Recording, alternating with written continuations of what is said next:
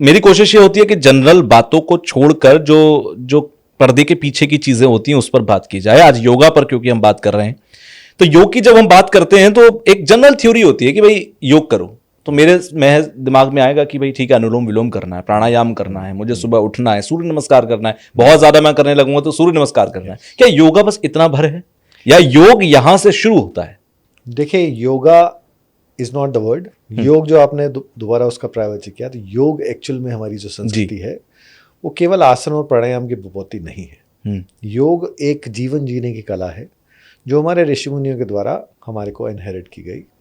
भगवान शिव ने इसकी स्थापना करी, भगवान कृष्ण ने इसको कलमबद्ध किया। पहला उपदेश जो योग पे आया वो भगवान कृष्ण के द्वारा आया। उसके बाद महर्षि पतंजलि आए, उन्होंने इसको श्रृंखलाबद्ध किया, क्योंकि ऐसा कहा जाता है 84 लाख आसन है, 84 लाख योनियां हैं।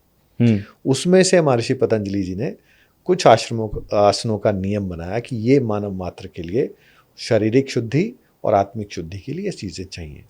और बात करते हैं कि आजकल प्रचलन बहुत है कि योग योग योग। योगा से पहले तो योग पे आए, उसके बाद योग समझे। सबसे पहला है यम और नियम। अपनी स्वच्छता कैसे रखी जाए, पहली बात। दूसरी बात, अपने जीवन को नियमबद्ध, डिसिप्लिन कैसे किया जाए। ठीक है, राइट। इट्स नॉट दैट हठ योग का मतलब है आपको खाना 10 दिन नहीं खाना। It is not that. अपनी बॉडी को प्रिपेयर करना कि मैं 10 दिन तक बिना भोजन के रह पाऊँ। ओके। उसको उसके लिए तैयार करना। ऐसा नहीं है आपको रहना ही रहना है, अपनी बॉडी के लेवल के एक पीक लेवल तक अपनी बॉडी को लेकर जाना और उसको तैयार करना, जिसमें आसन एक बहुत महत्वपूर्ण रोल रखते हैं, क्योंकि आपकी बॉडी की फ्लेक्सिबिलिटी है, बहुत सारी चीज़ें हैं। उसके बाद आता है प्राणायाम, प्राणों का आयाम देना, क्योंकि ऐसा हमारे शास्त्र भी कहते हैं कि भगवान ने किंचित मात्र लिखे हुए श्वास हर प्राणी को मात्र को दिए। अब हम श्वास को कैसे लेते हैं, कैसे छोड़ते हैं। पूरक, कुंभक, रेचक, 3 बेसिक प्राणायाम के रूल हैं। पूरक माने श्वास को भरना, कुंभक माने रोकना, रेचक माने छोड़ देना, जो हम अननोइंगली 24 घंटे कर रहे हैं। सांस भर भी रहे हैं, रोक भी रहे हैं, छोड़ भी रहे हैं। केवल उसकी विधि को जानना, उसके माध्यम को जानना कि किस तरीके से किस समय में क्या करना है। जैसे सूर्यभेदी प्राणायाम है, अगर आपका बीपी लो है तो उसको करिए, आपका बीपी कंट्रोल हो जाएगा। अगर आपका बीपी हाई है तो चंद्रभेदी प्राणायाम करिए। केवल 15 मिनट में आपका जो सिस्टोलिक है, डिस्टोलिक है, बहुत नीचे आपके लेवल पे मैच कर, बिना किसी मेडिसिन की जरूरत ही नहीं है। आपका शरीर अपने आप में परिपूर्ण है।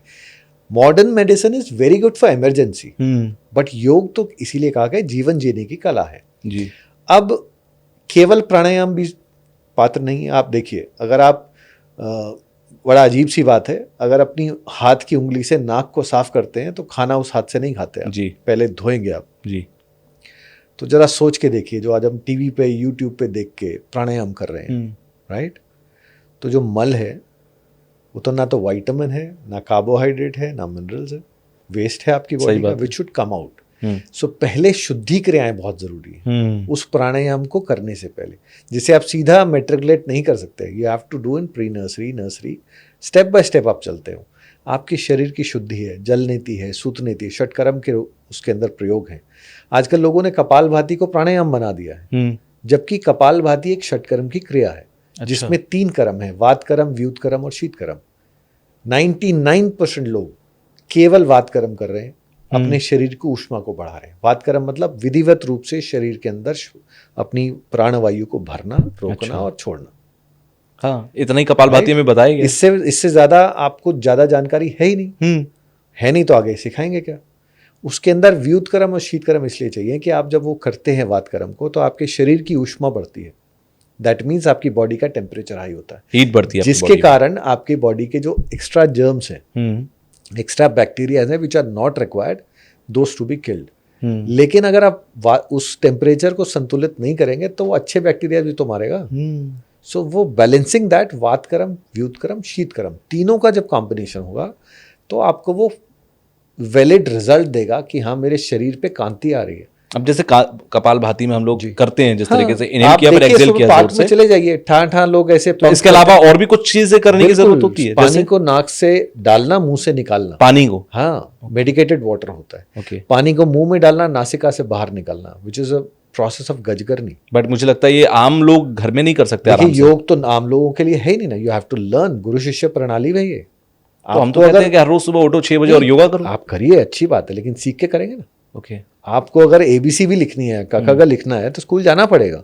घर बैठ के माँ बाप कितना सिखा सकते हैं, उतना तो आप ऑलरेडी टीवी चैनल पे तो डेली एक शो आता है, सालों से आता है, सुबह सुबह 4 बजे शो। बड़ा सुंदर हमारे ऋषियों ने लिखा है, देखे दिखाए करे योग, छीजे खाया बड़े रोग। तो आपका रोग बढ़ेगा, खाया खराब होगी, बिकॉज आपको तरीका नहीं पता। अगर आप गलत स्पेलिंग भी लिख दो तो आपको टीचर चाहिए बताने के लिए। चलिए, बहुत अच्छी बात आपने यहाँ पे कही कि योग में असीमित है, और जो हम कर रहे हैं वो शायद 1% भी नहीं हो, और 1% भी अगर कर रहे हैं तो हम गलत कर रहे हैं। उस पॉइंट पे मैं आपके पास आऊंगा, लेकिन पहले ना ये करने से पहले किसी भी चीज को हम जब एक्सेप्ट करते हैं तो हम उसकी असीमित कितना कर सकता है हम ये देखते हैं। योग की सबसे बड़ी ऊंचाई क्या है? अगर मैं योग को साधना शुरू करूं योग की, तो कहां पर जा सकता हूं? कितनी बड़ी शक्ति मेरे पास आ सकती है? ब्रह्मांड छोटा है उसके लिए। अच्छा, उसमें इतनी ताकत है। मतलब पहले हम देखते हैं, जैसे हम बहुत सारे धारावाहिकों में देखते हैं कि सीरियल्स में श्रीमन नारायण करके नारद जी गायब हो गए। ये शक्ति आ जाती है? बिल्कुल आ जाती है। अष्ट सिद्धि नवनिधि के दाता हनुमान जी के पास थी ना। ये हमारे जो फर्स्ट गुरु जी हुए, योग योगेश्वर रामलाल जी महाराज। अच्छा। इन्होंने हमारे एक आश्रम में आगरा में, अच्छा, सिद्ध गुफा स्वाई ग्राम के नाम से, गुरुदेव ने वहां दर्शाया कि मेरे पास, मतलब इसलिए नहीं दर्शाया कि दुनिया देखे, क्या था, वहाँ एक केव है जहाँ गुरुदेव साधना ध्यान में बैठते थे। तो जैसे प्रेमवश शिष्य होते हैं ना कि गुरुजी आप थोड़े दिन यहाँ रहिए। गुरुदेव को जाना था नेपाल, वहाँ के राजमहल में राज परिवार के साथ कुछ अनुष्ठान था। तो गुरुजी बोला ठीक है कल चले जाएंगे। तो उस बच्चे ने बाहर से कुंडी लगा के लॉक लगा दिया। अब छोटा सा आला था वहाँ। सो अष्ट सिद्धियों में अहिमा लघिमा, अपने आकार को छोटा करना। पहली बात, उस आकार को छोटा करके उस आले से बाहर आए। दूसरा, आकाश गमन। मैं उस देवी से मिला हूँ जो उस समय 82 वर्ष की थी, 94 की बात है, जिन्होंने 1994, हाँ जी, जिन्होंने गुरुदेव को अपनी आंखों से आकाश गमन से जाते हुए देखा है। और if you read the autobiography of Yogi, उसमें गुरुदेव का पूरा वर्णन है कि इनसे बड़ा सिद्ध योगी इस दुनिया में कोई है नहीं। सो आई बिलोंग टू दैट परंपरा, और आज भी गूज़बम्स आते हैं उस बात मैं भी यही सोच रहा हूँ। आप सोचिए ना जी। तो ये सब चीज़ें योगी के लिए बहुत छोटी हैं, उसको वो मैटर ही नहीं करता कि मेरे पास ये सिद्धि है या नहीं है, क्योंकि उसको मिलती ही इसलिए है कि उसको दुरुपयोग नहीं करना आता ही नहीं। उस लाइन पे आप चलेंगे नहीं। कारण आपका जब बॉडी माइंड सोल कनेक्ट होता है तो आपका इंटेलेक्ट पॉजिटिव हो जाता है, राइट। इंटेलेक्ट पॉजिटिव है तो आप गलत राह पे जाओगे नहीं ना। आज हम दुनिया में भ्रष्टाचार की बात कर रहे हैं ना जी, क्या रीज़न है उसका? उसका रीज़न है हमारी ग्रीड। हमारे को बचपन से सिखाया जाता है अगर 95% मार्क्स आ गए तो मोबाइल मिलेगा या बाइक मिलेगी, कंडीशनल हो जाते हैं। तो वो माँ बाप घर से भ्रष्टाचार शुरू करें ना, तो उसको ये है कि अगर मैं पढ़ना तो मुझे है ही, अगर मैं कुछ एक्स्ट्रा करूँगा तो मुझे एक्स्ट्रा पर्क्स मिल रहे हैं। सो योगी को वो ज्ञान आ जाता है कि नहीं, this is not the right way, this is not the ethical money. जब एथिकल मनी की बात आ जाती है फिर आप ग्रीड में नहीं पड़ते, फिर आपके ऊपर एक भय होता है कि हाँ मुझे उस राह पे नहीं चलना। और योग की जो प्रकाष्ठा की बात करें कि कहाँ तक हम जा सकते हैं, तो मैं लगभग 3.5 वर्ष का था जब गुरुदेव ने मुझे योग के अंदर, बिकॉज परिवार में योग था जी, मेरे जो दादाजी हैं मेरे गुरु भी हैं, मेंटोर भी हैं। आप अपनी फैमिली में 3rd जनरेशन है? मैं अपनी फैमिली में 3rd जनरेशन। ठीक है।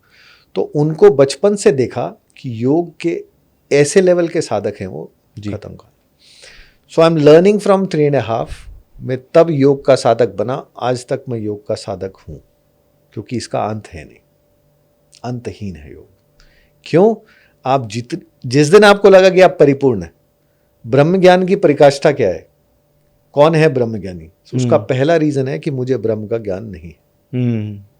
जिस दिन आपको हो गया कि मैं ब्रह्म ज्ञानी हूं, फिर आपके पास वो ज्ञान नहीं रहेगा, आपके अंदर वो अहंकार ज्यादा स्थान ले लेगा। तो योग एक बहुत बड़ा, एक ब्रह्मांड कहिए, उससे भी बड़ी चीज है।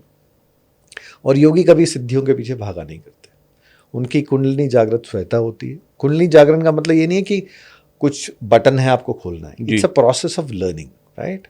आपके गुरु में अगर वो सामर्थ्य होगा आपको इनिशिएट कर देगा, वो प्रोसेस है, चलता चला जाएगा। कुंडलिनी जागरण का मतलब ये है कि आप अनकॉन्शियस से कॉन्शियस, कॉन्शियस से सबकॉन्शियस, सबकॉन्शियस से सुपर कॉन्शियस स्टेज पे पहुंचना, ये 4 लेवल है जी। 99% लोग अनकॉन्शियस में जीते हैं। Do you tell your heart to beat? नहीं। Do you tell your lungs to breathe? No. It's happening ना unconsciously. When things start getting consciously then you achieve, right? अच्छा, शायद तभी कहते हैं कि ध्यान में सबसे पहले अपनी सांसों पर केंद्र करो, इट्स अ अपना मंकी दिमाग माइंड ना लगाओ। जी। हाँ, तो आपको उसको कहीं बांधना पड़ेगा, तो इसलिए कहा जाता है फोकस श्वास करना के ऊपर पड़ेगा। आप फोकस करिए। जी। वो फोकस उस श्वास से उस परमपिता परमात्मा पे अपने आप स्वतः पहुंच जाता है। ओके। क्यों? भगवान निराकार है, हम्म। उसका कोई आकार नहीं जी। है। लेकिन कलयुग में हम लोग प्राणी मात्र हैं, हम निराकार पूजा करना असंभव है। जी। क्यों? फोकस ही नहीं है, आप बिल्कुल। कंसंट्रेट ही नहीं कर सकते। आप आंखें बंद कीजिए, with in 30 second you will open your eyes, हाँ। आवाज आएगी, आप यू लो क्या हो रहा है। मेरा जहन में इतने सारे सवाल आएंगे कि लगेगा धरती हमें ही घुमानी थी। हम बाहर ढूंढ रहे, hmm. But the journey is within you. जी बिल्कुल। जो पिंडे सो भरमिंडे, हाँ। गुरु ग्रंथ साहब जी में लिखा है ना जी, कि जो ब्रह्मांड है वो हमारे अंदर है, हमारे बाहर अंदर नहीं है कुछ। तो हमको सिर्फ उस यात्रा को शुरू करना है योग के द्वारा। और योग में बहुत सरल है ये, कारण जब आप किसी शरीर को उसका पात्र बनाते हैं, राइट, जी। तो उसके अंदर वो जो ब्लॉसम्स के जो फूल खिलेंगे, जैसे आप क्यारी खोदते हो, उसमें खाद डालते हो, तब चीज़ें बनती है। बिना क्यारी खोदे आप कितनी खाद डालो, कितना पानी डालो, नहीं बनेगा। So you have to dig inside you. पहले तो फिजिकली अपने आप को क्लीन करेंगे, फिर आप इमोशनली क्लीन करेंगे, spiritually you will get uplifted automatically.